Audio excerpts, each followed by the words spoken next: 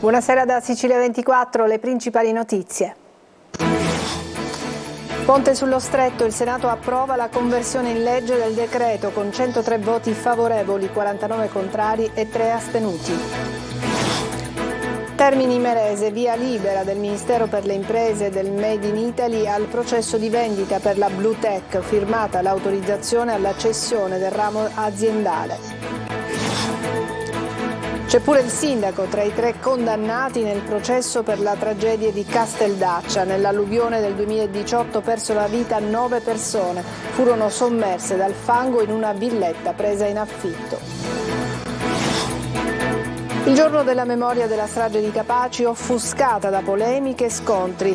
In momenti di tensione tra le forze dell'ordine e i partecipanti alla contromanifestazione. La CGIL accusa cattiva gestione dell'ordine pubblico.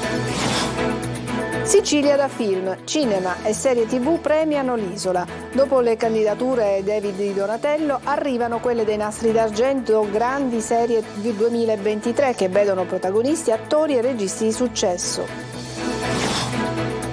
Calcio, il Palermo pensa alla prossima stagione, confermato l'allenatore Corini, la preparazione estiva si svolgerà in Trentino.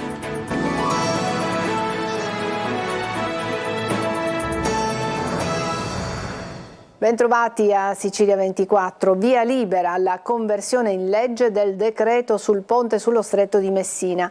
L'Aula del Senato l'ha approvato con 103 voti favorevoli, 49 contrari e 3 astenuti. Presente il Ministro delle Infrastrutture Matteo Salvini, grande soddisfazione è stata espressa. Il provvedimento, che era stato approvato alla Camera lo scorso 16 maggio, definisce tra l'altro l'assetto della società Stretto di Messina SpA e riavvia le attività di programmazione e progettazione. Roberta Lunghi. Con 103 voti favorevoli, 49 contrari e 3 astenuti è giunto, scandito da un applauso dai banchi del centrodestra, il via libera dall'Aula del Senato alla conversione in legge del decreto sul ponte sullo Stretto di Messina. Il provvedimento, che era stato approvato alla Camera lo scorso 16 maggio, definisce tra l'altro l'assetto della società Stretto di Messina SpA e riavvia le attività di programmazione e progettazione. La discussione del decreto in Aula era iniziata in mattinata con l'intervento del relatore Antonino Germanà della Lega, la presenza del Ministro delle Infrastrutture e leader della Lega Matteo Salvini. La seduta sospesa alle 13 e poi ripresa dopo l'informativa alle 14 del Ministro per la Protezione Civile Nello Musumeci sulle recenti alluvioni in Emilia-Romagna. Soddisfazione per l'esito delle votazioni è stata espressa dal relatore Germanà, che parla del risultato di un lavoro pragmatico svolto da subito dal vice premier Salvini, che in Aula ha dichiarato: il ponte sullo Stretto sarà un orgoglio italiano, verranno da tutto il mondo a studiare, a visitare e a cercare di copiare. Un'occasione di riscatto e un potenziale occupazionale di 100.000 posti in 7 anni. Critiche le opposizioni. La senatrice del Movimento 5 Stelle, Barbara Floridia, ha dichiarato che il ponte è un giocattolo affinché il bambino fosse distratto e la mamma è stata brava, riferendosi rispettivamente a Salvini e alla premier Meloni. Ma intanto, dall'atto della conversione in legge, potrebbe partire la procedura di costruzione del ponte. Via libera al bando per la cessione dello stabilimento di Termini Imerese. Il Ministero ha autorizzato la Blue Tech in amministrazione controllata ad avviare le procedure per la vendita e il rilancio dell'azienda. Manlio Viola. È stata firmata al Ministero per le Imprese e il Made in Italy l'autorizzazione alla cessione del ramo aziendale Business United Termini Imerese della Blue Tech in amministrazione straordinaria, dando così di fatto il via al processo di vendita. Lo comunica in una nota il Mimit. Sappiamo cosa Termini Imerese rappresenti per la Sicilia e siamo determinati affinché possa iniziare una nuova fase di sviluppo che segni la nuova politica industriale del paese, dice il ministro Adolfo Urso, spiegando che il procedimento fa seguito all'accordo di programma che è stato firmato lo scorso 4 di aprile. Questo procedimento, sottolinea il ministro, si inserisce tra le iniziative che il Ministero sta mettendo in campo per la riconversione e il rilancio dell'area di crisi industriale complessa di Termini Imerese. I commissari straordinari adesso potranno procedere alla pubblicazione del bando per ricevere le offerte da parte delle imprese interessate ed acquisire il ramo d'azienda. Un passaggio che era già stato anticipato proprio all'inizio di aprile nel corso di un evento voluto all'assessorato regionale alle attività produttive ad opera dell'assessore Edi Tamaio. E a queste scelte applaude adesso la regione siciliana, che vede nella occasione di vendita del ramo d'azienda di Bluetech la possibilità di rilancio di Termini Imerese. C'è anche il sindaco di Casteldaccia tra i 3 condannati per la tragedia all'alluvione del 2018 che costò la vita a 9 persone morte intrappolate dentro una villetta abusiva nel comune del Palermitano. 3 anni di carcere, 5 di interdizione dai pubblici uffici, le pene inflitte. Sentiamo.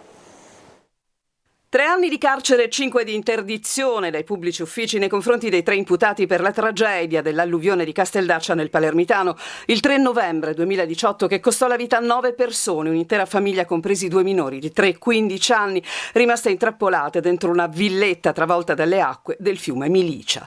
È la sentenza del Tribunale di Termini Imerese nei confronti del sindaco di Casteldaccia Giovanni Di Giacinto, tuttora candidato alle prossime amministrative, l'architetto e responsabile della protezione civile comunale Maria De Nembo e il proprietario della villetta Antonino Pace. Gli imputati erano accusati di omicidio colposo. Quel giorno era prevista un'allerta rossa e la villetta fu invasa da una massa di acqua e fango che non lasciò scampo ai 9 componenti del nucleo familiare in contrada Dagali di Cavallaro. Si salvarono solo in 4: Giuseppe Giordano, commerciante di moto che per trascorrere in festa il ponte di Ognissanti aveva affittato quella villetta e che si aggrappò a un albero, il cognato Luca Rugo e le loro 2 figlie di 11 e 12 anni che erano andate con lo zio a comprare i dolci. L'immobile risultò abusivo e con un disatteso provvedimento che ne imponeva la demolizione nel 2010 dopo l'alluvione del 2009. Il tribunale presieduto da Vittorio Alcamo D'Antoni ha disposto una provvisionale di 100.000 euro in favore di Luca Rugo e altrettanto per Giuseppe Giordano, che nella tragedia persero diversi parenti. Assoluzione perché il fatto non sussiste è la sentenza del gruppo di Agrigento Michaela Raimondo nei confronti di 3 ufficiali dell'Arma imputati per rivelazione di segreto istruttorio. L'ex comandante provinciale colonnello Vittorio Stingo e i capitani Augusto Petrocchi e Carmelo Caccetta. Secondo la procura avevano rivelato informazioni riservate sull'imminente arresto di un maresciallo dei Carabinieri all'epoca dei fatti in servizio a Licata. Si tratta di Gianfranco Antonio Nuccio, indagato nell'ambito di un'inchiesta su presunte tangenti ricevute in cambio di favori e coperture. I 3 ufficiali si sono sempre proclamati innocenti. Polemiche roventi dopo gli scontri fra manifestanti e polizia ieri a margine delle celebrazioni per il 31esimo anniversario della strage di Capaci. Per la prima volta al corteo ufficiale si è contrapposta una contromanifestazione fermata dalla polizia a un centinaio di metri dall'albero Falcone. Ora la CGIL attacca il questore e la gestione dell'ordine pubblico. Manlio Viola. Cresce il livello della polemica all'indomani degli scontri di piazza che hanno caratterizzato ieri il 31esimo anniversario della strage di Capaci. Scontri nati fra un gruppo di partecipanti al corteo antagonista rispetto a quello ufficiale, al quale veniva impedito l'accesso all'albero Falcone. Da una parte Maria Falcone, che si dispiace dell'accaduto, racconta di non essersi accorta di nulla e precisa che l'ordine pubblico riguarda le forze di polizia e non è cosa di cui lei o la fondazione si siano mai occupati. Dall'altra parte la questura, che ricostruisce gli eventi, diffonde un video e annuncia che le immagini girate dalla Digos sono al vaglio degli inquirenti, lasciando capire che è probabile scattino denuncia alla luce dei fatti. Un funzionario e 2 poliziotti infatti sono dovuti ricorrere alle cure mediche ed hanno riportato prognosi fra i 10 e i 15 giorni. Ma lo scontro sale di tono quando la CGIL decide nel pomeriggio di rispondere alla comunicazione della questura, che parla di presenza di antagonisti al corteo e lo fa attaccando la gestione dell'ordine pubblico. La situazione determinatasi di fatto è il prodotto di una cattiva gestione proprio dell'ordine pubblico, di cui il questore è certamente responsabile, scrivono in una nota ufficiale dalla CGIL, ma anche vittima per le evidenti interferenze che sono state determinate da altri livelli istituzionali. Nello stigmatizzare quanto successo, confermiamo il nostro impegno quotidiano per affermare che la lotta alla mafia e la lotta per i diritti camminano insieme, concludono. Un attacco chiaramente indirizzato a spostare l'attenzione sul fronte politico rispetto a quello delle commemorazioni e sul fronte istituzionale e trasformare gli eventi in una questione di natura proprio politica verso il governo. Via Notarbartolo è uno dei luoghi più significativi per quanto riguarda le commemorazioni per la strage di Capaci, ma l'albero Falcone, simbolo di legalità e memoria, è minacciato dal cemento. Marco Gulla. Simbolo di legalità, icona del no alla mafia. L'albero Falcone però sta male, è a rischio. Piantato a Palermo in via Notarbartolo davanti al palazzo in cui abitavano i giudici Giovanni Falcone e Francesca Morvillo, vive con difficoltà. Nel corso delle celebrazioni del 23 maggio Maria Falcone ha ribadito l'allarme lanciato già qualche giorno fa. Questo albero è in pericolo perché la sua chioma e le sue radici sono costrette in un'aiuola piccola, quindi bisogna fare una campagna affinché l'albero Falcone viva e non cada, perché sarebbe una perdita per tutta l'Italia. Oggi siamo tornati in via Notarbartolo, le condizioni dell'albero preoccupano anche i residenti. Che è giusto salvarlo, è un simbolo ormai e quindi si daranno da fare, spero che ci riusciranno. Un albero così è sicuramente un problema per le fondamenta, le radici eccetera, però è altrettanto un problema fare qualche cosa perché sicuramente è una memoria importante. Non so, volevo accertarmi di persona, ho visto effettivamente è un problema. È un albero talmente importante, è divenuto, che deve essere preservato, salvaguardato, è un monumento, ricordiamo, della legalità e come tale deve essere salvaguardato in tutti i suoi aspetti. Lui, che fa il portiere nel palazzo dove viveva Giovanni Falcone, spera che adesso ci sia maggiore attenzione nei confronti dell'albero. Negli ultimi tempi non ho mai visto nessuno, né per il controllo sulla sua sicurezza, né per la potatura, non ho mai visto nessuno negli ultimi tempi. Gli specialisti hanno comunque garantito una sorveglianza del ficus per controllare lo stato di salute e garantire la pubblica incolumità. Fase eruttiva lampo sull'Etna. Dopo essersi riacceso all'1:53 della notte scorsa con una debole attività stromboliana dal cratere di sud-est, il vulcano si è nuovamente fermato. L'Istituto Nazionale di Geofisica e Vulcanologia ha comunicato che le reti di monitoraggio hanno registrato alle 16:50 la fine dell'attività vulcanica durata circa 15 ore, senza emissione di cenere e senza incidere sull'operatività dell'aeroporto internazionale di Fontanarossa.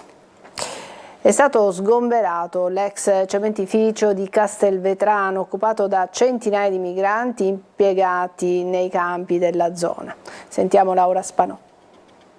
Iniziata stamane l'operazione di sgombero dell'ex cementificio Castelstruzzi Selinunte che si trova tra Castelvetrano e Campobello di Mazzara. L'operazione, coordinata da questura e prefettura, ha visto coinvolti 120 tra carabinieri, poliziotti, finanza, vigili del fuoco e poi operatori della Croce Rossa e ASP di Trapani. La struttura, da tempo abbandonata, viene occupata da migranti che raggiungono Campobello per la raccolta delle olive. Ne arrivano a centinaia e vivono in situazioni di estremo degrado. Nella notte tra il 29 e il 30 settembre del 2021 un incendio devastò il campo provocando la morte di un migrante, Omar, di 41 anni, della Guinea. L'uomo stava dormendo quando venne avvolto dalle fiamme. Ancora stamane all'interno della struttura era presente un gruppo di migranti residenziali che sono stati invitati dai mediatori culturali a recuperare gli effetti personali e lasciare il campo. I migranti irregolari saranno trasferiti nella sede del commissariato di Castelvetrano per l'identificazione e il fotosegnalamento, poi saranno trasferiti al CPR di Milo a Trapani. I migranti regolari verranno accolti invece nel campo allestito dalla Croce Rossa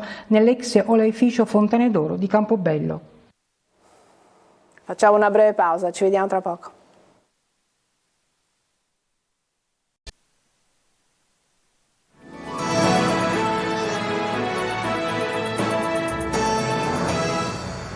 Eccoci di nuovo in studio. Cinema e serie TV premiano la Sicilia. Dopo la pioggia di candidature ai David di Donatello arrivano adesso quelle dei Nastri d'Argento Grandi Serie 2023. Attori e registi vincenti mandano in vetrina la nostra isola. Eva Spampinato. Risoluto il mistero dell'omicidio Gambino. Va bene che siete latitanti e vi dovete nascondere, ma almeno quando attraversate la strada fatevi vedere però. È un momento d'oro per la Sicilia da film, ma anche da serie TV, docufilm, fiction. Dopo la pioggia di candidature ai premi David di Donatello, 17 di cui 14 solo per La stranezza di Roberto Andò, che ha portato a casa 4 statuette, arrivano 6 nomination per i Nastri d'Argento dedicati alle serie TV. Siccome non potevo più essere un eroe, ho deciso di diventare quello in cui mi avevano trasformato. Il cattivo. servono uomini. The Bad Guy, serie girata in Sicilia, vede candidati Luigi Locascio come attore protagonista, Claudia Pandolfi come attrice protagonista e la giovane siciliana Selene Caramazza come attrice non protagonista. Incastrati 2 di Ficarra e Picone invece è in corsa per la sezione migliore serie commedia, con Tony Sperandeo candidato come attore non protagonista. E se sopravvive però gli rimane qualche strascico? Morti! L'ora, Inchiostro contro Piombo, è candidata nella sezione docuserie. L'ora, edizione straordinaria, tutti i facitaghi Palermo in prima pagina. La Sicilia si conferma fucina di giovani talenti e set cinematografico a cielo aperto sia per grandi produzioni internazionali come l'americana The White Lotus girata a Taormina che per le importanti produzioni italiane. Domani a Palermo partiranno le riprese del Gattopardo, a Catania sono in corso le riprese del nuovo film di Ficarra e Picone e della fiction Mediaset. Vanina Guarrasi, protagonista la siciliana Giusy Buscemi. Beh, sicuramente in questo momento, oltre ad essere apprezzata per la sua bellezza e quindi essere usata come set, la Sicilia ospita storie originali, storie scritte, pensate, storie anche vere, vissute nel territorio. Paolo Briguglia, che nei 100 passi interpretava il fratello di Peppino Impastato e che darà il volto a Ignazio Florio nella nuova serie I Leoni di Sicilia, conferma come le piattaforme streaming siano diventate chiave di volta per far arrivare le storie originali siciliane in tutto il mondo. Sicuramente le piattaforme aiutano perché adesso c'è molto più richiesta, no? Di prodotti, si girerà e si continuerà a girare tantissimo. E poi c'è questa generazione di attori che, insomma, alla quale io appartengo e che sta facendo benissimo, cioè stiamo veramente, come dire, tirando fuori tantissimo talento. 1, 2, 3, 4. Pubblicità tra poco.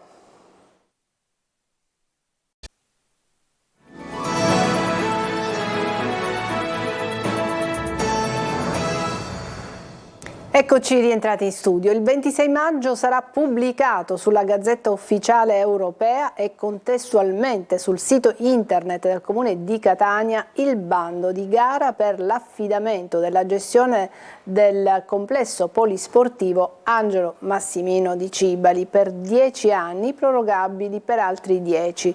Per presentare le offerte ci saranno 45 giorni di tempo. Lavori in corso per il nuovo Palermo, l'allenatore Corini è stato riconfermato, il club ha intanto ufficializzato dove sosterrà la preparazione estiva, ovvero in ritiro in Trentino. Marco Gullà.